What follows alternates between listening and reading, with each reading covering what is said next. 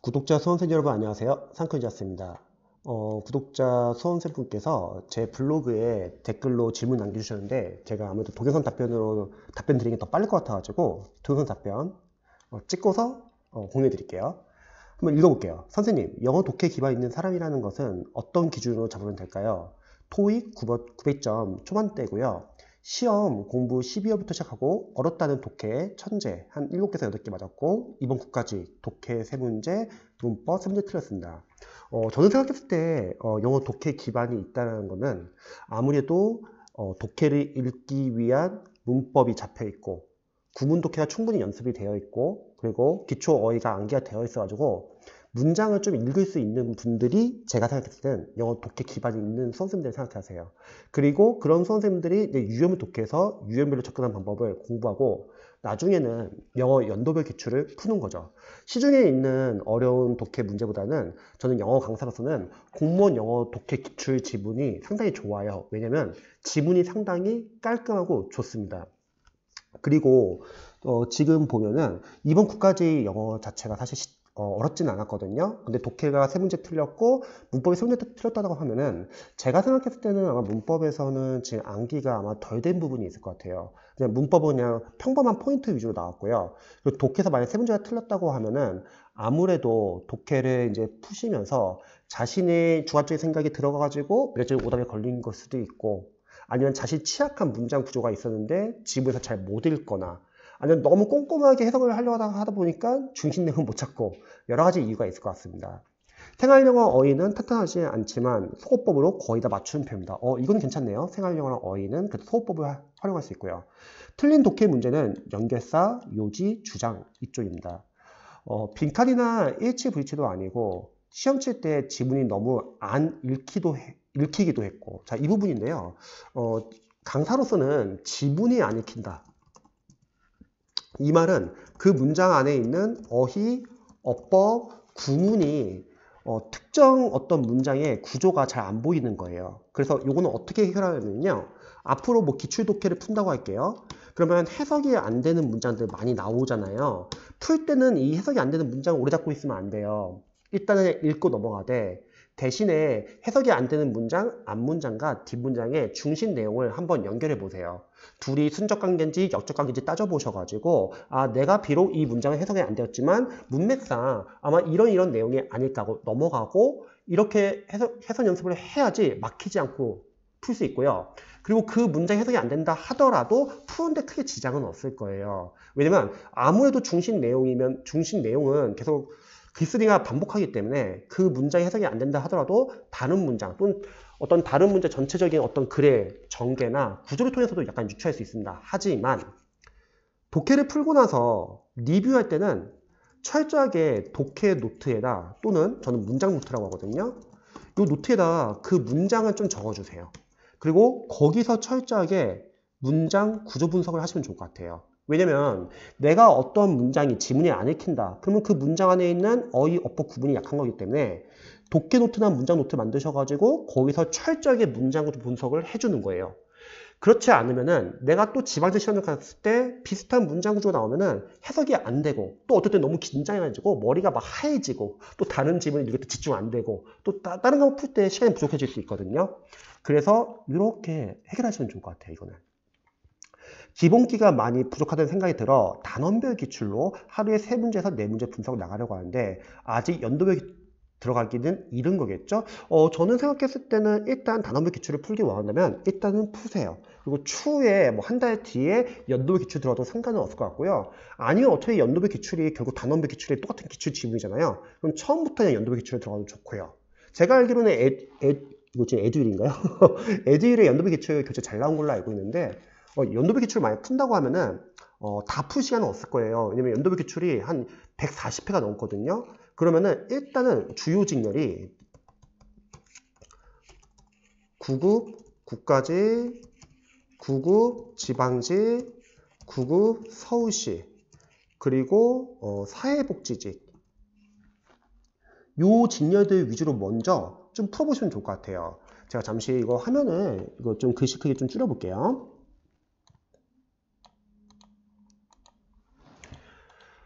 그래서 이렇게 먼저 풀어보시고 한 2010년도부터 2022년도까지 뭐 공기출 가서 다운받으셔도 되고요. 아니면 시중에 시행착오 기출 교재 많이 팔거든요. 해커스도 잘 나와 있고 에듀도 잘 나와 있고 좀 가격이 싼 거는 시대고시에서 나온 기출이 답이다. 그런 교재 보셔도 좋습니다. 해서 일단은 2010년도부터 2022년도까지 2010에서 2014년도는 독해는 그래도 요즘에 비해서는 이렇게 좀 어려운 편은 아닌데 이때는 어휘랑 문법이 좀 많이 어렵고 대신에 뭐 어떤 연도라고 해서 무조건 쉽고 뭐 특정 연도라서 무조건 어렵고 그런 건 아니에요. 어떤 지문은 어렵고 좋고 어떤 지문은 좀 평이하고 쉽고 약간 그런 겁니다. 그래서 저는 이전 것부터 좀 풀어보시면 좋겠고 그리고 최신 수능 들어가시면 좋을 것 같아요. 국가지 쭉 다 풀어보고 그 다음에 지방지, 서울시, 사회복지 많이 틀릴 거예요. 그리고 나서 시간이 좀 혹시 남는다고 할게요. 그럼 우리랑 비슷한 직렬이 교육행정직. 교육행정직은 좀 쉽습니다. 교육행정직은 기상직, 국회, 구급, 법원서 기본은 거의 독해 위주예요. 요거 또 한번 풀어보는 거예요. 만약에 이것도 풀었는데 또 시간이 남아요. 그럼 이제 어려운 직렬 한번 풀어볼까요? 7급 국가직, 7급 지방직, 7급 서울시, 그리고 국회 8급이 상당히 어려워요. 이렇게요. 다 풀 필요는 없고요. 남는 시간 내서 풀고 가면 됩니다. 충분합니다. 제가 다시 한번 기출을 제가 강조하는 이유는 지문이 좋아요. 깔끔하고. 그리고 정리를 하자면 해석이 안 되는 문장은 실전 우리가 문제를 풀 때는 너무 신경 쓰지 말자. 앞뒤 문맥을 유추해가지고 한번 풀어보고 파전 풀고 나서 리뷰할 때는 그 해석이 안 되는 문장을 독해 노트, 문장 노트에 정리해놓고 철저하게 문장 구조 분석을 해주세요. 자, 문제수도 적다는 생각이 드는데 하루에 영어 4시간 적고 있습니다. 저는 생각했을 때는 영어 독해는 나중에 실력을 이렇게 쌓으셔가지고 10지문 정도까지 올리시면 좋을 것 같아요. 실제 기출이 10지문이니까. 자, 보카 익스트림 4대1씩 그리고 단원별 기출, 문법 천재 1대1씩 풀고 있습니다. 좋습니다. 만약에 시간이 부족하다고 하면 이렇게 영어 독해하는 시간이 부족하다고 하면요. 어휘랑 문법 좀 줄이세요. 독해 좀 더 많이 해도 상관없습니다. 참고로 문법은 문법 천재 2도 진행 중이고 문풀절 발췌적 중입니다. 근데 저는 영어 강사로서는 시중 이론 교재보다는 기출을 활용하세요. 기출에서 그대로 포인트가 계속 나옵니다. 지금 보세요. 이렇게 많은 직렬 있잖아요. 그래서 문법은 제가 생각했을 때 뭐 문풀전은 보는 건 상관없어요. 근데 새로운 문제는 저는 굳이 시중 교재가 아니라 기출을 활용하시면 좋을 것 같습니다. 기출 포인트에서 전혀 안 벗어나거든요. 자, 문풀점을 따로 해독하려니 제가 문제를 안 풀면 집중 못하는 스타일이야. 문제를 같이 풀어야 돼요. 그래서 기출로 해결해 주세요. 자, 이대로 집안일까지 잘 진행하고 있는지 너무 궁금해서 도움 요청드립니다. 긴 글 읽어주셔서 감사합니다. 자, 제가 좀 정리해 드릴게요. 일단 지금 어휘랑 생활영어도 마찬가지예요. 여기서 어휘 생활영어 많겠죠. 그리고 해보시면 아시겠지만 어휘 생활영어가 나왔던 어휘 생활영어들이 계속 나와요. 그러니까 여기서도 어휘 생활영어 내가 풀고서 모르는 어휘 생활영어 정리를 해주세요. 어휘 노트라고 할게요. 내가 모르는 어휘 생활영어 정리해주세요. 그 보기형에 있는 단어까지 다 정리해주세요. 왜? 또 나옵니다. 그래서 기출 중요한 거예요. 문법도 새로운 교재 풀기보다는 여기서 기출하는 데까지 하고 가세요. 대신에 잘 이해가 안 되거나 좀 약간 빠진 부분이 있어서 정리할 필요가 있다. 그럼 문풀전 같이 보시면 되겠죠? 문법도 지금 남은 기간에서는 기출 그리고 문풀전을 같이 활용하자. 자, 문제는 독해라는 거죠. 독해는 제가 생각했을 때 지금 물론 적어주신 게 연결사, 요지, 주장이 틀려가지고 어렵다고 생각하시는데 저는 생각했을 때 약간 이렇게 생각해요. 이번 시험에서 연결사, 요지, 주장이 틀린 것 뿐이지 만약에 지방지 시험에서 다른 뭐 일치나 불일치나 빈칸 완성이 이렇게 나오면 거기서도 틀릴 수 있어요. 그러니까 그 골고루 공부할 필요가 있습니다. 그래서 기출이 중요합니다. 자, 어떤 강사님들은 보통 여러분 공무원 영어 독해 기출 안 중요합니다. 똑같은 질문 안 나오니까 기출 별로 중요하지 않습니다. 이렇게 말하시는 분 많이 계시는데 저는 반대로 저는 의견이 좀 다른 것 같아요. 영어 독해 기출이 너무 중요해요. 왜냐면 우리가 똑같은 질문을 풀려고 기출 푸는 건 아니거든요. 유형별로 접근하는 방법 그리고 아무래도 유형별로 리딩 스킬 그리고 독해 원리 독해 전략 이런 건 다 똑같아요. 똑같습니다. 그리고 독해를 풀고 나서 꼭 해줘야 될 게 있어요. 첫 번째, 답의 근거를 지문 안에서 찾기.